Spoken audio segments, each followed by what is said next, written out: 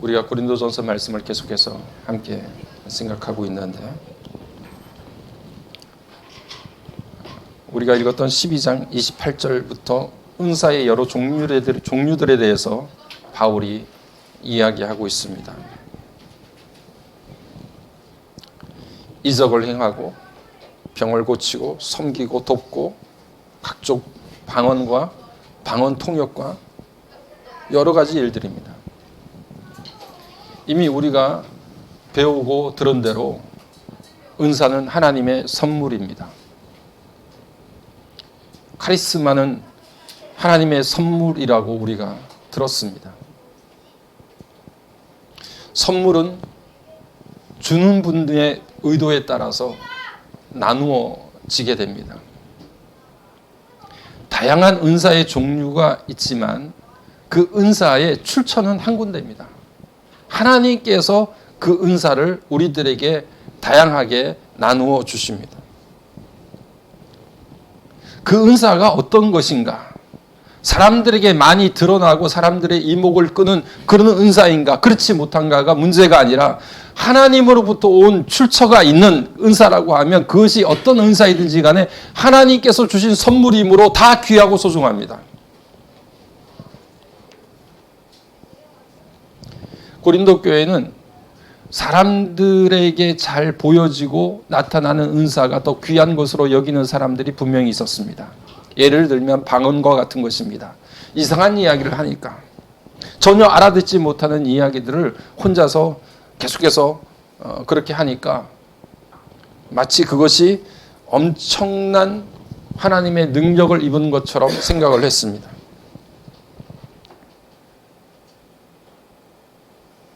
그런데 바울은 오늘 우리가 설교 본문으로 읽었던 29절 30절의 말씀에서 너희들 다 사도겠느냐? 너희들 다 선지자겠느냐? 너희들 다 교사겠느냐? 너희들 다 병 고치는 자고 예언하는 자고 방언하고 방언 통역을 하는 자이겠느냐? 이렇게 이야기합니다. 사도는 이곳저곳을 떠돌아다니면서 교회를 세우고 그곳에서 순회 사역을 감당했던 사람들이 사도들입니다. 그 반면에 선지자와 교사들은 한 교회에서 머물면서 그 한 교회를 오로지 섬기면서 사역을 했던 사람들이 선지자와 교사들입니다. 말하자면 교회의 지도자급 정도 되는 사람들이죠. 그런 직분을 가지고 교회를 섬기는 사람들이 있었습니다. 그리고 조금 전에 말씀드린 것처럼 엄청난 능력을 행하고 병을 고치고 예언하고 방언하고 방언 통역하고 능력을 행했던 많은 은사들을 가진 사람들이 있었습니다.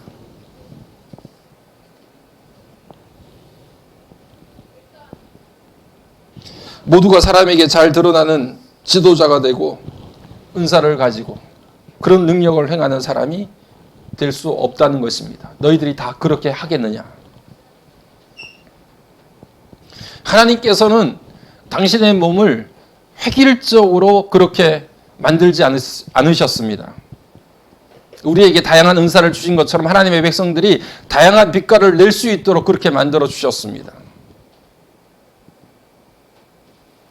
우리 가운데는 내향적인 사람도 외향적인 사람도 함께 하나님의 일을 할 수 있도록 만들어 주었고 보수적인 사람도 진보적인 사람도 함께 어우러져서 하나님의 나라를 이루어갈 수 있도록 그렇게 하나님께서 다양한 빛깔들을 우리들에게 허락해 주셨습니다.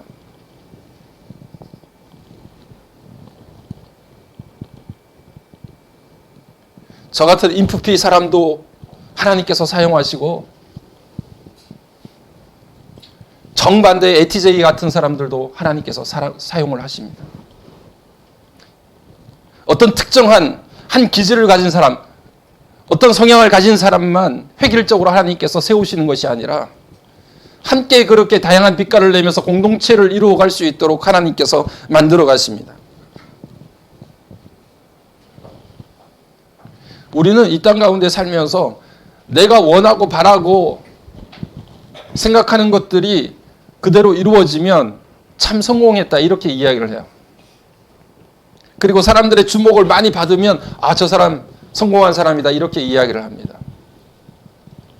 그런데 우리가 하나님의 백성 되고 하나님을 믿고 나아갈 때 이미 우리는 하나님의 손에 의해서 이끌림을 받고 하나님께서 통치하시는 하나님 나라의 백성임을 우리가 알고 있고 그렇게 살기를 원합니다.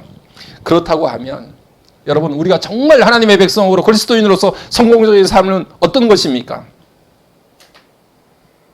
하나님께서 세우시고자 하시는 하나님의 나라에 내가 어떤 자리에 서 있다고 하면 그 사람은 참으로 하나님 앞에 성공적인 믿음의 삶을 사는 사람입니다. 내 삶이 사람들에게 많이 노출되고 드러나는 삶인가? 사람들이 우러러보는 삶인가? 인정받는 삶인가? 내가 원하고 바라는 것들이 100% 이루어졌는가? 그것이 우리의 성공의 기준이 아니라 내가 정말 하나님이 부르시는 대로, 하나님이 가라고 하시는 대로 그곳에 서 있는가가 하나님 나라의 관점에서 보면 정말 성공한 사람의 모습이라고 말할 수 있다는 거예요.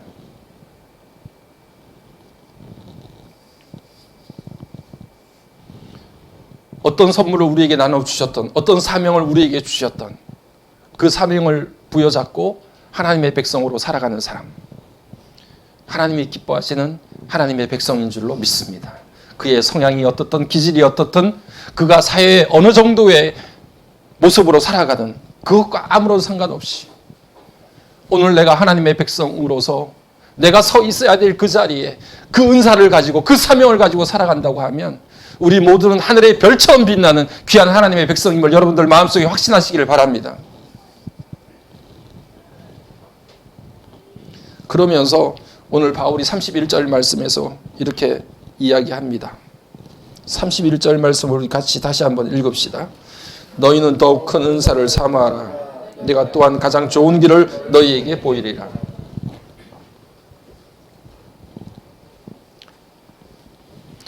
너희가 더욱 큰 은사를 사모하라. 이렇게 말씀하고 있는데 이 큰 은사라고 하는 게 뭘까? 바울은 당시의 고린도 교회가 방언과 같이 사람들이 막 쳐다보는 엄청난 소리로 이상한 언어를 막 그렇게 이야기하는 그런 사람들이 마치 천사의 언어처럼 천상의 언어를 하는 것이다 이렇게 이야기하고, 그렇게 방언을 받은 사람은 이미 천상에서 하나님 앞에 예배드리는 자리에 참여한 것처럼 그렇게 여겼던 것 같습니다. 그래서 이미 그는 영원한 천국에서 맛볼 그 황홀한 기쁨을 누리고 있는 사람인 것처럼 방언의 은사를 받은 사람들을 그렇게 바라보게 했던 것입니다. 그런데 바울의 관점은 우리가 12장, 13장, 14장을 읽으면서 바울이 보는 은사의 관점을 보게 되면 바울은 그렇게 생각하지는 않았습니다.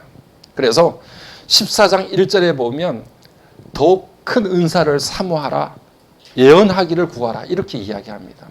바울이 보기에는 남들이 알아듣지 못하는 방언으로 하나님과 교통하는 그것은 자기에게 유익이 될지 모르지만 교회 공동체의 유익은 되지 않기 때문에 오히려 바울은 교회 공동체에게 더 유익이 되는 예언의 은사를 너희들이 구하라고 이야기합니다.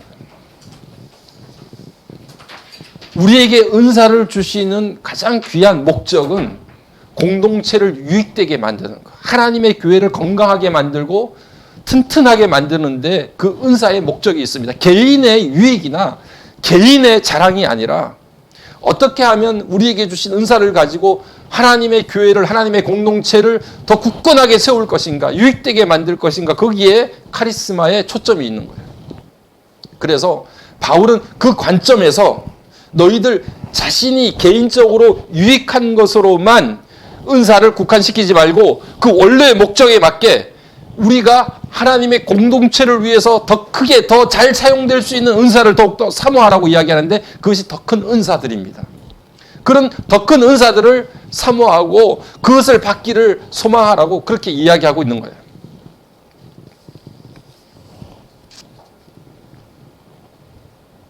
그렇게 이야기했던 바울이 31절 뒷부분에서 내가 또한 가장 좋은 길을 너희에게 보이리라 이렇게 말합니다. 제가 오늘 31절의 문장을 여러분들 조금 신경을 써서 보셔야 되는 것은 무엇인가 하니 더욱 큰 은사와 너희에게 더 좋은 길, 이 두 가지가 같은 것이 아니라는 거예요. 이전에 목사님들은 대부분 그래 13장이 사랑의 장이기 때문에 더 큰 은사를 사모하라 이렇게 이야기하는 더 큰 은사는 그래 사랑이다.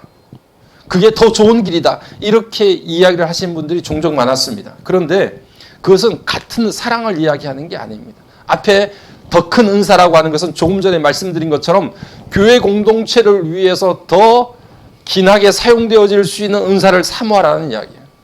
방언에 그치지 말고, 방언은 하나님과 자신의 유익을 위해서는 좋은 일이지만 공동체에는 유익이 되지 않고 오히려 방언을 받았다고 해서 당시에도 예배 시간이나 기도 시간에나 방언을 크게 떠들어서 교회의 질서를 어지럽히는 사람들이 종종 있었던 것 같습니다. 그러니 공동체에 유익이 되지 않는 그런 방언에 그치지 말고 오히려 공동체를 유익되게 만드는 예언과 병 고치는 은사와 이 모든 것들에 대해서 하나님 앞에 더 큰 은사를 사모하라 이렇게 말씀하고 있는 것입니다. 그리고 그렇게 하라고 이야기한 이후에 31절 후반부에서 내가 너희에게 더 좋은 길을 보이리라 이렇게 말하는데 그 더 좋은 길은 뭐냐? 그것이 바로 13장으로 이어지는 사랑입니다. 바울은 지금 최고의 은사, 제일 높은 은사가 사랑이라고 말하는 것이 아니라 사랑이 길이다. 여러분 따라해 봅시다. 사랑이 길이다. 다시 한번 사랑이 길이다. 모든 은사들이 가야 될 길이 무엇이냐 하면 사랑입니다. 은사는 다양하다고 말했습니다. 다양한 은사를 이미 우리가 살폈습니다. 은사는 다양하고 하나님께서 주신 우리 개인의 능력은 다양하지만 그 다양한 은사들이 가야 될 길은 한 가지 길밖에 없어요. 그 길이 뭐냐? 사랑입니다. 그 많은 은사, 다양한 은사가 이 길로 가지 않으면 불법인 겁니다. 아무리 다른 사람들을 혹하게 만들고 기절시킬 만큼 엄청난 능력을 행하는 일들이 있을지라도 사랑의 길을 택하지 않으면 애초에 잘못된 은사가 되는 거죠. 은사를 다양하게 받았지만 제대로 길을 찾지 못한 사람들, 그 사람들의 모습이 13장 1절부터 우리가 읽었던 3절까지 나열되어 있는 것입니다. 우리가 가야 될 길은 그 은사를 행하는 길은 사랑 이외에는 길이 없어요. 여러분. 길이 없는데 자꾸 다른 길로 가는 거예요. 아니 길이 아닌 대로 막 가는 거예요. 자기도 상처받고 힘들고 온몸이 상처투성이가 되고 모든 것들이 다 망가지는 거죠. 1절의 말씀, 여러분 13장 1절의 말씀을 보면 우리 1절 말씀 같이 읽어봅시다. 내가 사람의 방언과 천사의 말을 할지라도 사랑이 없으면 소리나는 구리와 울리는 꽹과리가 되고. 옛날 고대에 신비주의자들이 어떤 제사 의식을 할 때 이 진과 꽹과리를 쳤어요. 여러분 요즘에도 무당들 굿할 때 진 꽹과리 치죠. 그리고 신내림하고 신접하는 시간이 되면 더 빨리 칩니다. 막 당당당당당당. 그래서 무언가가 지금 신이 내리고 있다는 것을 사람들에게 그 황홀경으로 신접하는 순간으로 들어가도록 막 만들어요. 그때에도 지금 바울의 시대에도 그렇게 하는 사람들이 있었어요. 그러니 우리가 천사의 말을 하고 방언을 하고 어떤 것들을 할지라도 사랑의 길로 걸어가지 않으면 너희들이 이방신들 앞에서 귀신을 만난다고 그렇게 진 꽹과리 쳐대면서 구슬하는 것과 다를 바가 없다는 거예요. 잘못된 곳으로 들어선 사람들, 그가 행하는 능력이 어떤 것이든지 간에 그것은 전혀 엉뚱한 길로 가게 되는 그런 결과를 낳게 된다고 우리에게 말씀을 해주고 있습니다. 2절 말씀 같이 읽죠. 내가 예언하는 능력이 있어 모든 비밀과 모든 지식을 알고 또 산을 옮길 만한 모든 믿음이 있을지라도 사랑이 없으면 내가 아무것도 아니요. 우리가 잘 알다시피 마태복음 7장 22절 23절의 말씀을 보게 되면 예수님 앞에 이렇게 주인 앞에 이렇게 이야기하는 사람들이 있습니다. 주여 주여 우리가 주님의 이름으로 선지자 노릇하고 병도 고치고 많은 능력을 행하지 않았습니까? 많은 권능을 행하지 않았습니까? 그때 주님이 말씀합니다. 내가 너희들에게 명백히 분명히 말하건대 불법을 행하는 자들아 내게서 떠나가라 이야기합니다. 어떤 은사를 행하고 어떤 능력을 행하든 간에 사랑의 길을 택하지 않은 모든 행위가 주님이 보시기에는 다 불법인 거예요. 불법을 행하는 겁니다. 그것은 하나님께서 주신 은사의 목적을 제대로 사용하지 않는 거예요.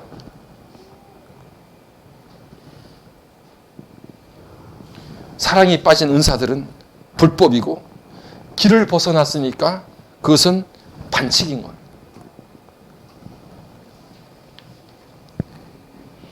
3절 말씀을 같이 읽읍시다. 내가 내게 있는 모든 것으로 구제하고 또 내 몸을 불사르게 내줄지라도 사랑이 없으면 내게 아무 유익이 없느니라. 예나 지금이나 한턱 크게 쏘는 사람들이 있었습니다. 바울 당시에도 도시 간의 체육대회가 벌어지게 되면 그 도시에서 유력한 사람들이 소 한 마리 잡고 한턱 크게 쏩니다. 사랑하지 않아도 자기의 명예와 권력을 위해서라도 엄청난 돈을 쏟아붓습니다. 후원하고 찬조합니다.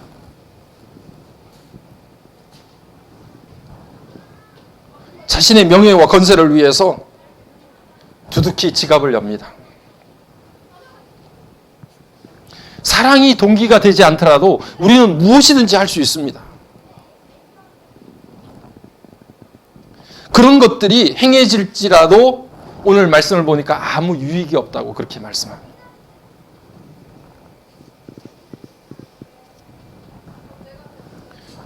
내가 예언하는 능력이 있고 모든 지혜와 지식을 알고 있다 할지라도 산을 옮길 만한 믿음과 그런 힘이 있다 할지라도 그것은 내가 아무것도 아니라고.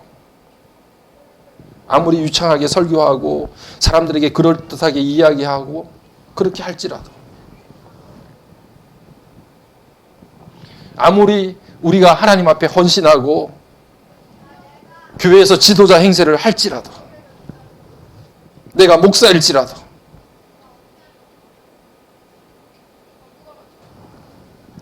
하나님 앞에 우리가 이 말씀들을 얼마나 떨리는 마음으로 받아들여야 되겠습니까?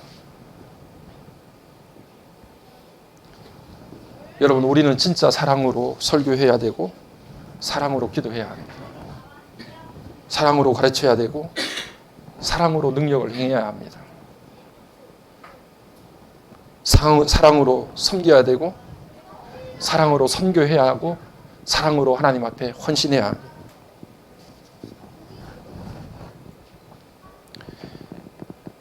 고린도전서 13장에 쓰여져 있는 이 사랑이라고 하는 말이 헬라 말에서는 아가페라고 하는 말을 씁니다. 아가페. 여러분 들어보셨죠? 그런데 이 아가페라고 하는 말은 실제적으로 헬라 시대에 그렇게 흔하게 쓴 말이 아닙니다. 그런 내용도 별로 풍부하지도 않고 밋밋한 그런 단어여서 사람들이 그렇게 아가페라는 말을 책에도 그렇고 말로도 그렇고 그런 단어를 잘 사용하지를 않았어요. 오히려 헬라 사람들은 아가페라고 하는 말보다도 에로스라고 하는 말을 더 많이 사용했습니다. 에로스라고 하는 말을 그들은 사랑이라고 하는 말로 표현을 한 거예요. 지금 아가페도 사랑이고 에로스도 사랑이라고 그렇게 표현할 수 있는 말인데 헬라 사람들은 오히려 에로스라고 하는 말에 대해서 더 사랑의 의미를 찾았습니다. 그래서 에로스라는 말을 일반적으로 사용했던 거예요. 그런데 우리 성경에는 에로스라는 말을 쓰지 않습니다. 아가페라는 말을 쓰죠. 왜 그랬을까요? 에로스라고 하는 말은 어떤 것에 대해서 내가 정말 갖고 싶은 거예요. 어떤 수단 방법을 가리지 않고 그것을 내가 내 것으로 만들고 싶은 욕망이에요. 권력을 사랑하고 예쁜 여인을 사랑하고 지식을 사랑해서 그것을 내 것으로 만들고 싶은 거예요.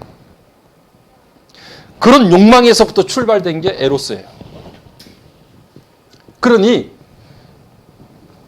1세기의 기독교인들은 하나님께서 우리에게 주신 사랑을 생각해 보니까 도저히 에로스라고 하는 단어를 사용할 수가 없어요.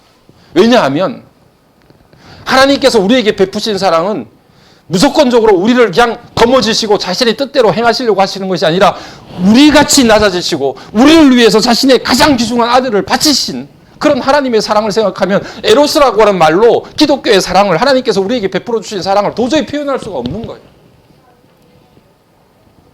그래서 차라리 기독교는 아가페라고 하는 단어를 선택합니다. 내용도 풍부하지도 않고 그런 의미도 담겨져 있지 않는 아가페라고 하는 단어를 사용해서 그 단어 안에 무슨 의미를 새겨 넣느냐 하면 나를 내어주는 사랑. 에로스는 자기를 위해서 그 어떤 대상을 내 것으로 취하고 만들려고 하는 욕망을 기초로 한 것이라고 하면 아가페는 기꺼이 자신을 내어주는 사랑을 표현하는 의미로 아가페라고 하는 단어를 사용하기 시작합니다. 하나님의 사랑이 우리에게 그렇게 임했고 그렇게 우리에게 사랑을 베풀어 주신 하나님이 우리에게 그 누군가에게 그런 사랑을 베풀라고 말씀하신다. 그게 아가페예요.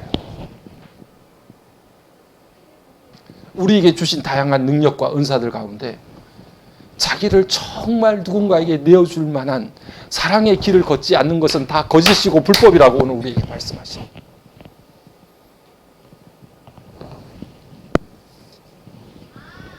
여러분 그렇지 않습니까? 가능합니다, 여러분. 강단에서 성도들에게 설교하는 것도 정말 한 영혼 한 영혼을 사랑해서 하나님 앞에 말씀을 붙들고 기도하면서 말씀을 증거할 수도 있지만 사람들에게 인기와 이목을 끌게 하기 위해서 더 본인의 인정을 받기 위해서 설교할 수 있는 것이 가능하지 않겠습니까, 여러분?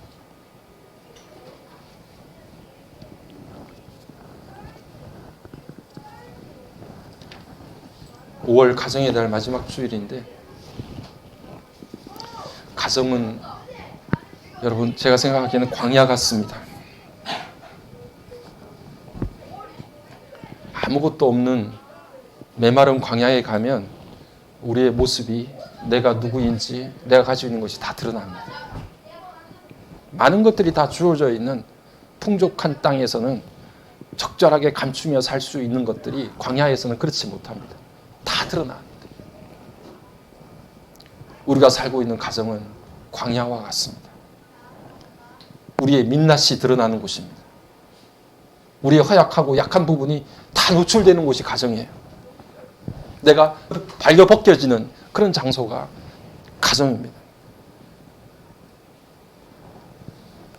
이 세상이 죄로 오염되어져서 아담과 하와의 첫 번째 가정이 그렇게 철저하게 파괴된 이상 어느 정도 차이는 있겠지만 여러분 우리가 사는 세상 가운데 가정이라고 하는 것은 대부분 다 엮이는 가정이고 결손 가정이라고 보면 됩니다.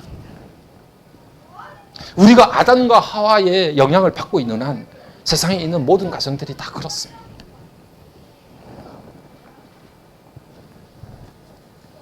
마귀는 우리 자녀들이 공부를 좀 잘하냐 못하느냐, 좋은 대학에 들어가느냐 못 갔느냐, 좋은 직장에 다니느냐 그렇지 못하느냐, 결혼을 제대로 했느냐 못했느냐 그런 거에 별 관심이 없어요. 마귀는 그런 거에 관심이 없어요. 정말 마귀가 우리 가정의 자녀들에게 관심을 가지고 있는 것은 다른 것이 아닙니다. 우리의 자녀들이 십자가를 붙드느냐 붙들지 않느냐 거기에 온 촉각을 세우고 있어요.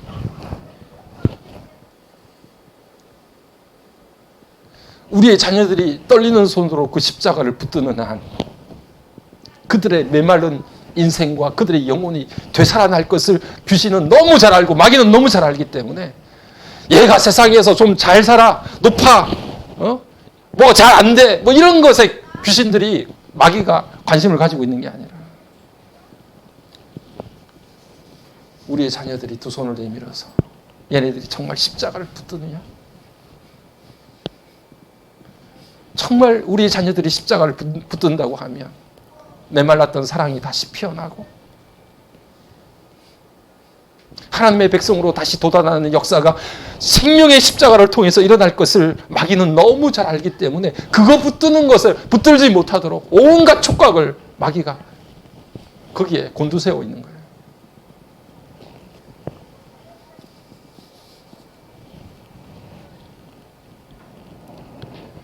십자가 앞에서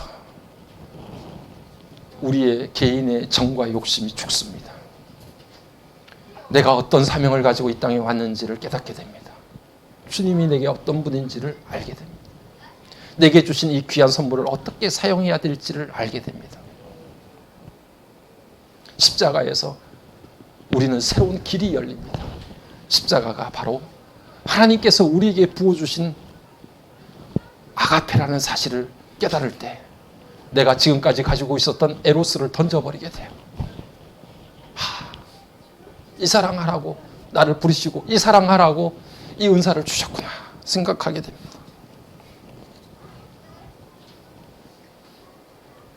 오늘 우리 가정이 십자가 앞에서 온전히 회복되어지는 귀한 역사가 일어나기를 간절히 소망합니다.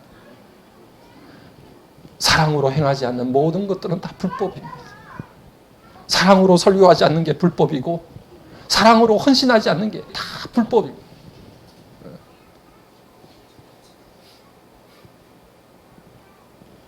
사랑만이 길입니다.